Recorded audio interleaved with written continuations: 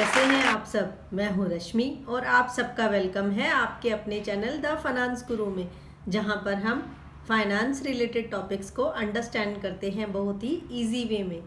Friends, अगर आप हमारे चैनल पर नए हैं तो please subscribe our channel so that you will be getting our latest video notification updates. Friends, सबसे पहले तो मैं आप सबका थैंक यू कहना चाहूँगी कि आप सब लोगों ने फाइनेंस गुरु चैनल को इतना सपोर्ट किया। हमारा जो पिछला ईपीएस हायर कंट्रीब्यूशन का वीडियो था उसमें मोर देन 30,000 व्यूज़ आ चुके हैं इन लेस देन 3 डेज़ और 1000 लाइक्स हो चुके हैं। तो thank you so much for your love and support for our channel. Friends, हमारी कोशिश भी यही रहती है कि हम ज़्यादा से ज़्यादा आपकी क्वेरीज़ का रिस्पांस कर पाएँ टाइमली बेसिस पर। आप लोगों ने मेरे पिछले वीडियो पे भर भर के क्वेश्चन पूछे, इसके लिए थैंक यू। और मेरी ये ऑब्लिगेशन बनती है कि मैं सभी क्वेश्चंस का जवाब ठीक ठीक तरीके से आपको टाइमली बेसिस पर दूं, बट मैं थोड़ा सा देर हो जाता है फ्रेंड्स, उसके लिए सॉरी। बट कोशिश यही रहेगी कि आपके जितने ज़्यादा क्वेश्चंस हों उतना मैं सपोर्ट कर पाऊँ अपनी तरफ से और ज़्यादा से ज़्यादा आंसर्स दे पाऊँ। Thank you so much. Friends, आज के हम इसी वीडियो में हम बात करेंगे कि अभी लेस देन 7 डेज रह गए हैं, 3 मई की डेट आ रही है। अभी क्या क्या ओपन एंडेड क्वेश्चंस हैं जो कि ईपीएफओ ने स्टिल रिस्पॉन्स नहीं किया है, क्लैरिटी नहीं दी है। ऐसे कौन कौन सी चीज़ें हैं जिसके ऊपर अभी स्टिल क्लैरिटी अवेटिंग है फ्रॉम ईपीएफओ साइड। ऐसे में हम लोगों को क्या करना चाहिए और किस तरीके से हमें हायर पेंशन के लिए अप्लाई करना चाहिए, हमारे पास क्या क्या चीज़ें अवेलेबल हैं जिसके ज़रिए हम लोग अभी भी हायर पेंशन के लिए अप्लाई कर सकते हैं और हमारी क्या स्ट्रैटेजी रहने वाली है हायर पेंशन से रिलेटेड। तो आइए चलते हैं, शुरू करते हैं। सबसे पहला इशू जो कि अभी पेंडिंग है ईपीएफओ की तरफ से क्लैरिटी देना है, वो है regarding replacement mechanism for 1.16%। Friends, आप लोगों को याद होगा कि 4 नवंबर 2022 का जो सुप्रीम कोर्ट का ऑर्डर आया है उसमें उन्होंने कम्प्लीटली स्टक ऑफ कर दिया था जो कि प्रोविजंस चल रहा था 1.16% का additional contribution from employee side. अभी तक क्या हो रहा था कि हमारा जो 15,000 से ऊपर का जो basic salary plus dearness allowance है उसके ऊपर 1.16% अमाउंट कट रहा था और वो जमा हो रहा था ईपीएस में on account of pension. But supreme court ने क्लियरली बोल दिया कि नहीं, ये अगेंस्ट लॉ है, इसको हम नहीं ले सकते, एडिशनली नहीं क्लेम कर सकते एम्प्लॉइज से। तो इसलिए आप इस खेल को बंद कीजिए और इसके लिए आपको 6 महीने का टाइम दिया जाता है और वो 6 महीने का टाइम अभी 3 मई को ख़त्म होने जा रहा है।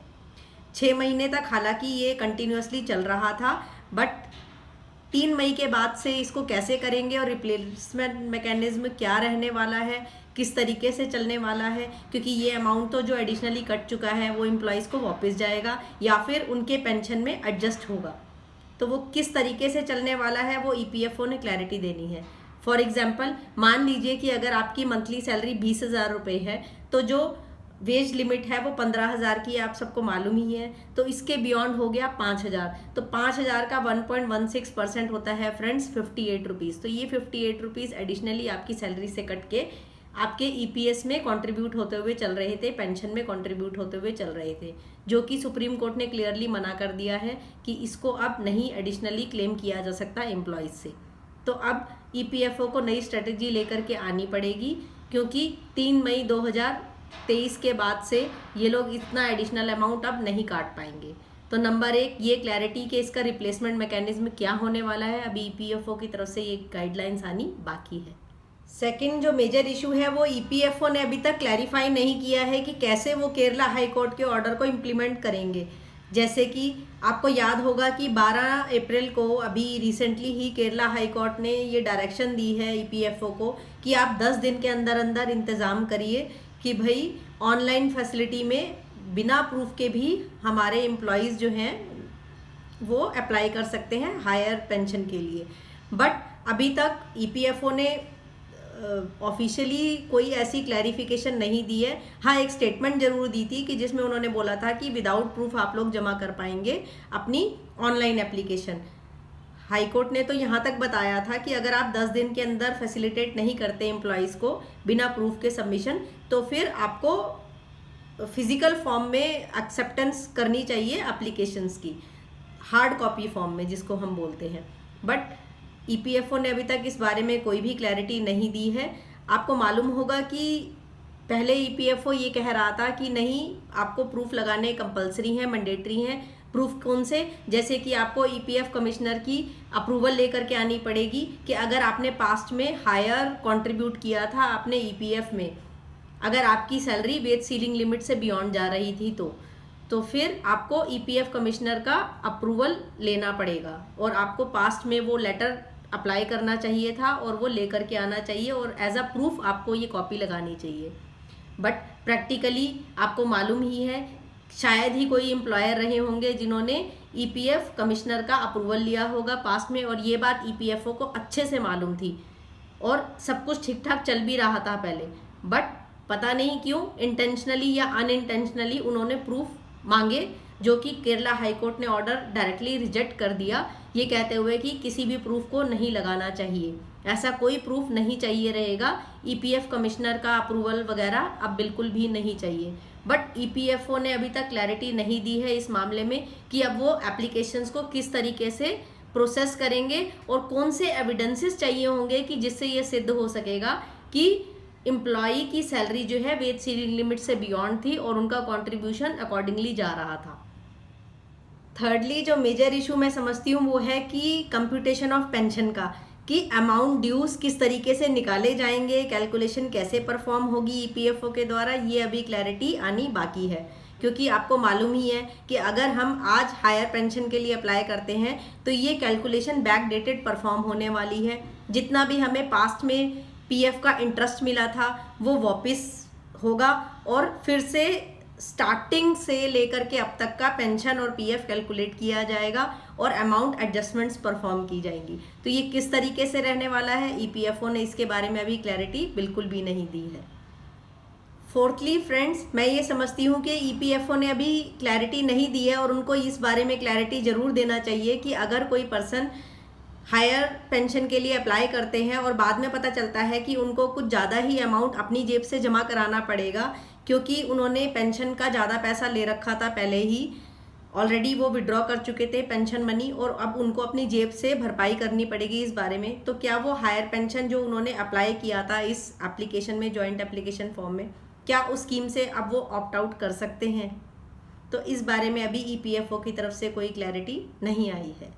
फ्रेंड्स, अभी ईपीएफओ ने जो 23 अप्रैल को सर्कुलर निकाला था उसमें उन्होंने ये क्लैरिफाई ज़रूर कर दिया था कि अगर मिसमैच का केस होता है, रिकॉर्ड्स मिसमैच पाए जाते हैं तो किस तरीके से एप्लीकेशन प्रोसेसेस होंगी और 1 महीने का टाइम दिया जाएगा, जिसके बारे में मैंने डिटेल में बात की थी अपने पिछले वीडियो में और लिंक मैंने डिस्क्रिप्शन बॉक्स में भी डाल दिया है। और फ्रेंड्स, बट इस बारे में क्लैरिटी उन्होंने बिल्कुल नहीं दी कि फिज़िकल कॉपीज़ को किस तरीके से सबमिशन वो लेंगे, किस तरीके से एक्सेप्ट की जाएंगी hard copies, with proof, without proof, कुछ भी क्लैरिटी इस मामले में ईपीएफओ ने अभी तक नहीं दी है।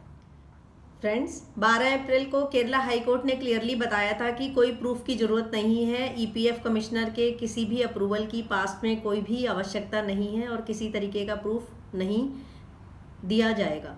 तो ईपीएफओ ने इस बारे में बोल भी दिया था कि हाँ, किसी भी तरीके के प्रूफ के बगैर आप लोग अपनी जॉइंट एप्लीकेशन फॉर्म दे सकते हैं।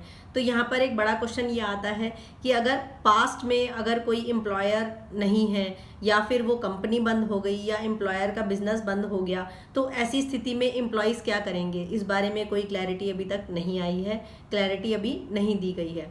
तो मेरे हिसाब से जो मुझे लगता है इसमें क्या करना चाहिए एम्प्लॉयज़ को, फ्रेंड्स, इसमें बेसिकली हमारे पास अभी भी एम्पल प्रूफ्स हैं जो कि हम जमा करा सकते हैं ईपीएफओ में। क्या क्या प्रूफ्स हो सकते हैं? हमारी फ्रेंड्स सैलरी स्टेटमेंट्स हो सकती हैं जिसमें हमारा कंट्रीब्यूशन टू ईपीएफ आ रहा है, वो क्लियरली शो कर रहा है कि हमारी higher than the wage ceiling limit से हमारे वहाँ पर ईपीएफ में कंट्रीब्यूशन बियॉन्ड वेज सीलिंग जमा हुआ था। तो ये एक तरह का प्रूफ हो सकता है। इसके अलावा आप ईपीएफ स्टेटमेंट्स अपनी जो पुरानी हैं वो लगा सकते हैं जिसमें कि एविडेंसेस पाए जा रहे हैं कि हाँ, आपका जो ईपीएफ कंट्रीब्यूशन है वो बियॉन्ड वेज सीलिंग लिमिट जाकर के कंट्रीब्यूट हुआ था। तो ऐसा नहीं है कि अगर आपके पास जॉइंट एप्लीकेशन फॉर्म नहीं है तो आप ईपीएफ में अप्लाई नहीं कर सकते। तो आपके पास ये सफिशिएंट एविडेंसेस हैं जो शो कर रहे हैं कि आप ने ऑलरेडी इसमें ज़्यादा कंट्रीब्यूट किया था।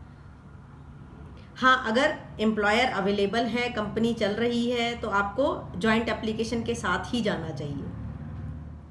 अब आप लोग कहेंगे कि इतनी सारी उलझनों के बावजूद हम लोग किस तरीके से अपनी एप्लीकेशन को प्रोसीड करें और किस तरीके से हम लोग एप्लीकेशन को भर करके जमा कराएं। तो फ्रेंड्स, इसमें 3 ही हमारे पास उपाय हैं। एक तो ये कि हमें कुछ और वक्त वेट करना चाहिए, क्योंकि अभी 3 मई को अभी कुछ समय बाकी है। हमें कुछ 1-2 दिन का वेट करके ही अप्लाई करना चाहिए, क्योंकि हो सकता है कि ईपीएफओ कुछ गाइडलाइन के साथ आ जाए जिसमें वो कुछ और क्लैरिटी दे दें कि भाई किस तरीके से 1.16 का % का रिप्लेसमेंट मैकेनिज्म वो लोग लेकर के आने वाले हैं। एक तो ये। दूसरा, हमें बेसिकली डेली बेसिस पे ये ऑब्जर्व करना है ईपीएफओ को अभी फ़िलहाल के लिए कि क्या कोई नया सर्कुलर आ रहा है, कोई नई क्लैरिटी दी जा रही है ईपीएफओ के द्वारा कि किस तरीके से एप्लीकेशंस प्रोसेस होंगी और किस तरीके से हम लोगों को अप्लाई करना है, और पेंशन अमाउंट बेसिकली किस तरीके से कैलकुलेट करने वाले हैं वो लोग। एंड थर्डली फ्रेंड्स, आप लोग मीनवाइल अपने जितने भी डॉक्यूमेंटेशन है उसको कलेक्ट कर लीजिए। अपने पुराने एम्प्लॉयर के साथ जो भी आपकी सैलरी स्लिप्स हैं, रिकॉर्ड्स हैं, जॉइंट एप्लीकेशन फॉर्म है, उनकी अप्रूवल है, वो सब आप कलेक्ट कर लीजिए। डॉक्यूमेंट्री एविडेंसेस अपने पास रखिए और कलेक्ट कर लीजिए, ताकि आप एप्लीकेशन भरते वक्त आपको किसी किस्म की दिक्कत ना हो। Hope friend you find this video useful for you. If so, please like, share and comment on my video and subscribe my YouTube channel. Thanks for watching.